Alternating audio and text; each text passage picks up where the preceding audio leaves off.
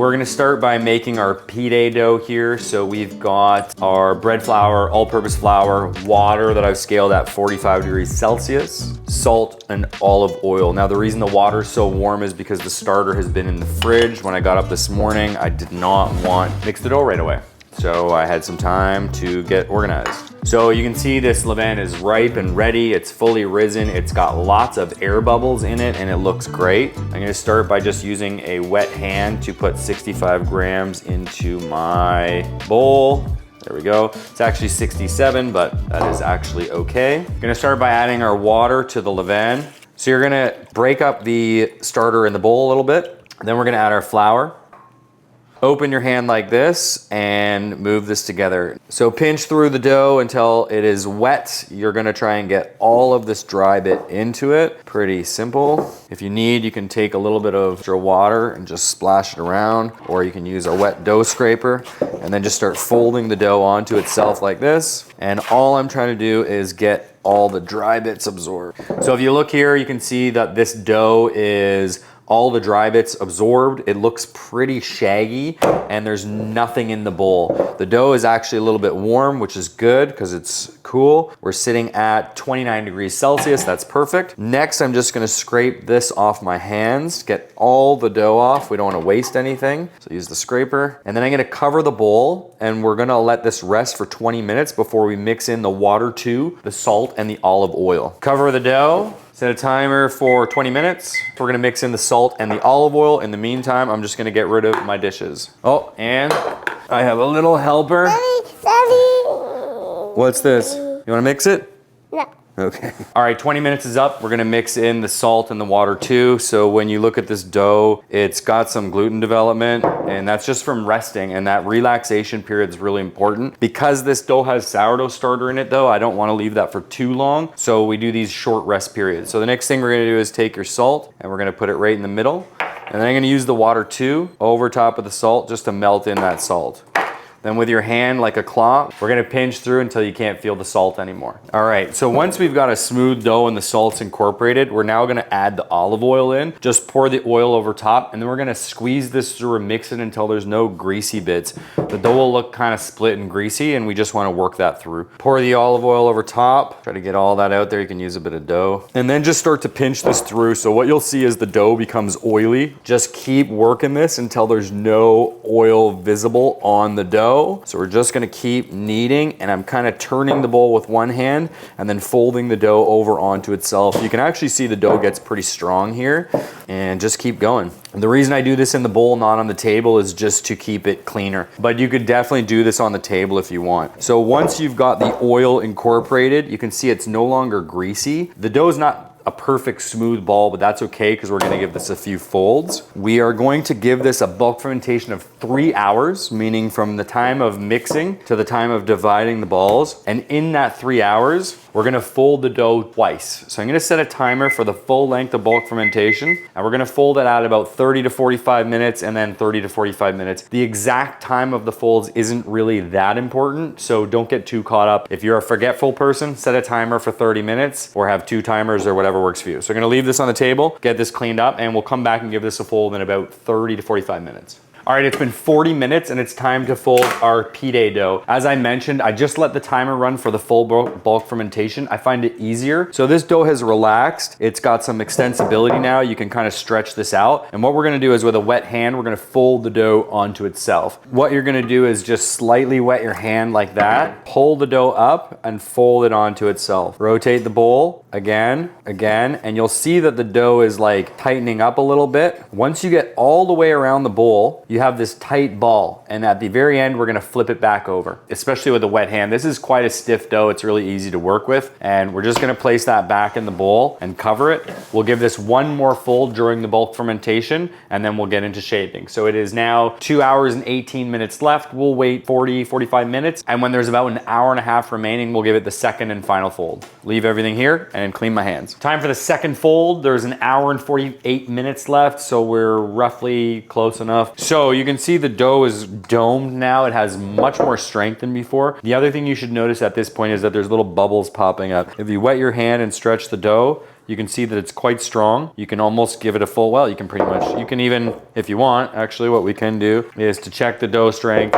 You can actually stretch it, and if you can see this neon light through it, you can see that pink, then that's a good sign. That's pretty strong dough. So we will give this its second fold now. Same thing as the first. You're gonna wet your hand, pull the dough up, fold it onto itself, turn the bowl, and repeat until you've gone all the way around the bowl, just like that. And you should see now that the dough is noticeably stronger. It doesn't slack as much in here. What a great looking dough. Let it sit for the rest of the time, which is 1 hour and 47 minutes, and then we're gonna divide this. So I'm gonna cover it up, leave the timer here, and I'll be right back. 3 hours bulk fermentation up, and it's time to divide our dough. So we are going to divide this into 4 equal dough balls. And what we're gonna do is, if you don't really care, you can just cut this in 4. I am going to just flatten it lightly and do my best to get these at 200 grams. So we're gonna cut 4 pieces. There's 193, there's 188, now that's 197, 205, and that's 201. So that's close enough, within a few grams. Now the first step is to just take your dough scraper and round this into a ball. You can kind of pull it into itself like that.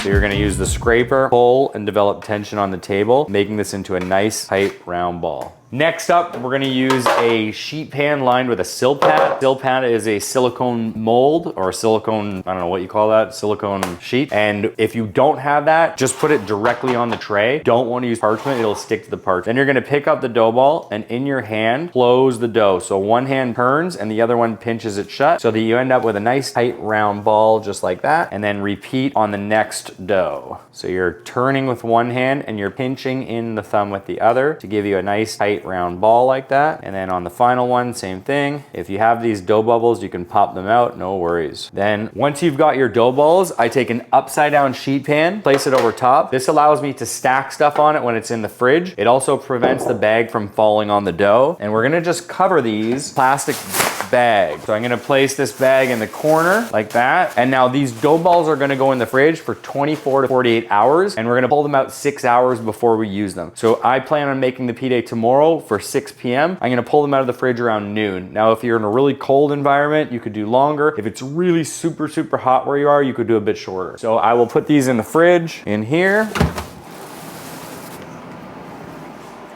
Good morning. So my Pide dough has been in the fridge overnight, and I'm gonna pull it out. I like to pull this out at least 3 hours before I go to bake it. 4 hours, 5 hours. It doesn't have to be perfect. Just keep in mind, if it's really hot in your house, you might wanna leave it a bit less time.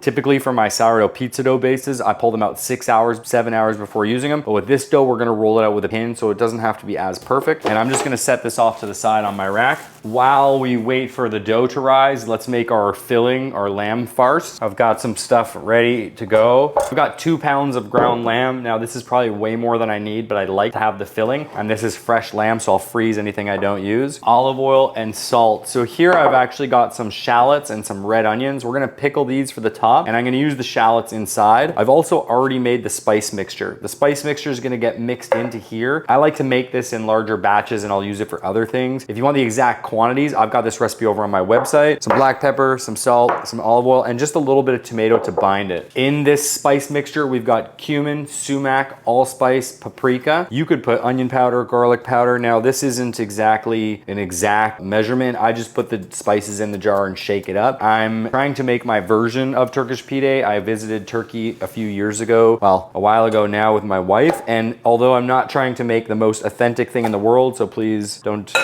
yell at me in the comments. We're just trying to make something good. And I also, instead of using white onions, these are from my local farm, and I'd rather support local. So I'm gonna dice up the shallots. We're gonna put them in.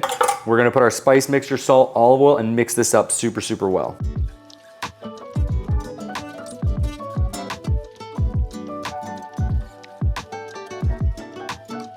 Now that we've got our shallots chopped, I saved the ends of it for something else. I'm gonna throw my shallots in here. You could definitely use onions. Shallots are just beautiful, and I like using them. Plus, as a bonus, they are local. We're gonna use some of our spice mixture.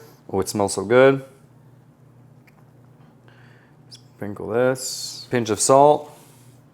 The best thing to do is to fry off a little bit, so you can mix the mixture and then fry off a little bit just to make sure that you're happy with the seasoning. Then you can always add more spice, add more salt, adjust as necessary. Black pepper, let's go with a little bit more spices here. Might as well make it worth it. This board out of my way. A little bit of tomato here, and I'm gonna use a glove to mix this up. You don't have to, but I like to use a glove just to get right in there and don't get the lamb hands. So we're really gonna wanna get in there and mix this up really, really well. Squish with your hands into the lamb and it'll kind of bond. Oh, almost forgot the olive oil. Gotta have some fat in there, extra fat. So the tomato helps this bind, and you can see it's a nice kind of almost like a meat paste, and by squishing it through like that, you're gonna help the meat stick to itself. I ended up adding all of the spice mixture, so let's see. I don't really like cook with exact amounts. I think cooking, you should make what you like for yourself. If you like more spices, you can add more. If you do need the ratio, again, it's on my website. The tomato helps this bind, and you can see it's a nice kind of almost like a meat paste, and by squishing it through like that, you're gonna help the meat stick to itself. I ended up adding all of the spice mixture, so let's see. I don't really like to cook with exact amounts. I think cooking, you should make what you like for yourself. If you like more spices, you can add more. If you do need the ratio, again, it's on my website. So now what I'm gonna do is I'm gonna take a little piece of this and I'm just gonna flatten it out into a sort of patty, and I'm gonna fry this off in a pan and taste it for seasoning. Because we can always add more salt, but if it's not salted and you make all the pide, it can't work backwards. So just gonna take this and fry it off. Time to test this out. So what I'm tasting for is the seasoning. Does it need more salt, more spices, more pepper? Get a second opinion. I mean, I'd say it's pretty good. What do you think?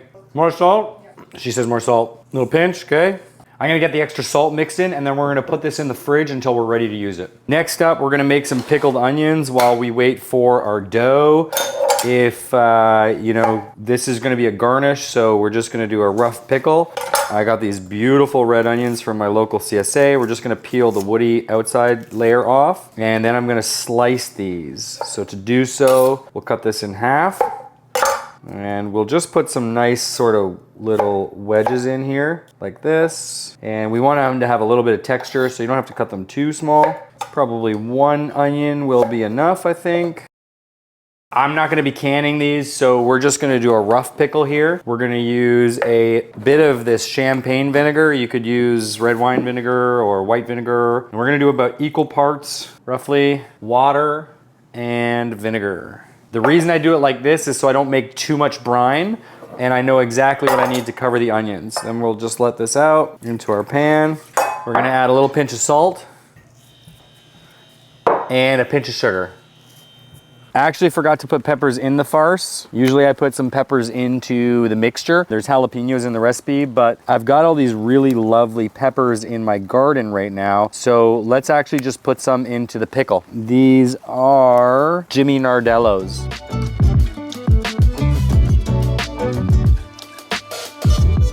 And you know what? Let's put some herbs in here too. Why not?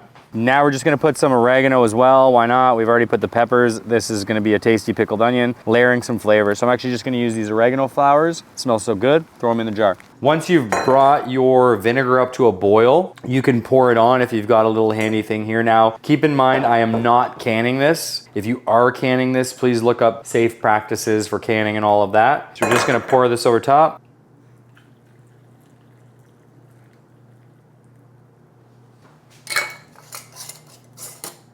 Dinner time. Let's roll out these pide. So you can see the dough has like risen. It's puffy. It's got lots of bubbles in it. These doughs have been out of the fridge for about 3.5 hours, but we're gonna pin it out with a rolling pin. So it doesn't have to be perfect. Of course, you wanna do a good job, but sometimes you don't wanna be fussy when dinner's on the table. So I'm gonna start with a little bit of regular flour here, bread flour. We're gonna scoop this off, and I'm gonna place it right into the basket, okay? You could make a little pizza out of this if you wanted to. Next thing we're gonna do is I'm gonna use my rolling pin to roll this out. If it sticks, you wanna put some flour.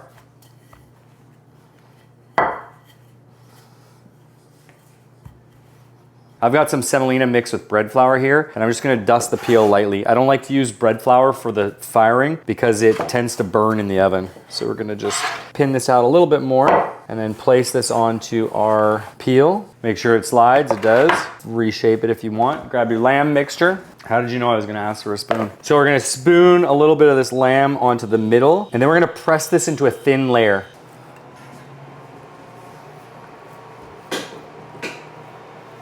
All right, next up, we're gonna fold the dough up and over the lamb. So we create almost like a little boat shape here, okay? And then I like to pinch the edges shut because the lamb will let out a bit of fat, and if you remember, we added a touch of olive oil to this, and it tends to burn on the stone of the oven. So we're gonna do this to it. Now I've already turned my wood oven on. We're gonna actually cook this in my wood-fired oven today. If you're cooking this in the home oven, the actual way to cook it is the exact same. Just keep in mind, it's gonna take a little bit longer. You're going to be in a home oven, 500 degrees for about 7 to 8 minutes. In the wood oven, this is going to cook in about 3 minutes. I don't cook them on full blast high heat because we want the lamb to cook all the way through. I'm going to roll one more out. We might as well cook 2 at a time. I ended up rolling out all 4. I have a pretty big oven. We're gonna cook them all in one shot. If you're doing this in the home oven, I recommend just cooking 1 or 2 if you have a big stone. Don't try to do them all at once, but they'll cook really fast in the wood oven, so let's go throw them in. My oven is hot and ready. We're at about 550 degrees, well, just short of 550. I usually try to keep it between 500 to 600, and I'm gonna fire these in the oven. So I've got both on the peel, and I'm actually just gonna go for it and try to get them both in there. The back of the oven's the hottest and closest to the fire, so we're gonna have to watch them and make sure that they're cooking evenly. We want that lamb to be cooked all the way through before they come out. So I've got my peel ready, or my spinner ready, I guess, sorry. You can always peek at the bottom, but these are just going slow. The flame is nice and low, and this will take a few minutes. If you try to turn it too early, you tear the bottom with the spinner. So what you can do is just peek underneath, and once it's just puffed all the way up, you can see there, it's risen, then we can start to turn it around. So you can see I'm already getting some leoparding and spotting on this side. Throw that back in there.